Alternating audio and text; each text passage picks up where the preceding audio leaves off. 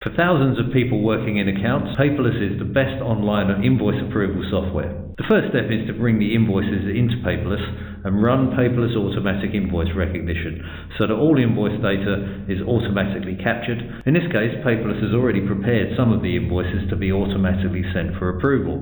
The approvers receive an email notification from where they can choose to click on the link to approve the invoices via the web browser or alternatively via Paperless mobile app. In this example, let's say Steve does not agree with the nominal code. Since in this case Steve does not have the user rights to change accounting data, he will forward the invoice back to the Paperless user. If we now go to the Paperless users work list, we can see that Steve is asking to change the nominal code to 5001.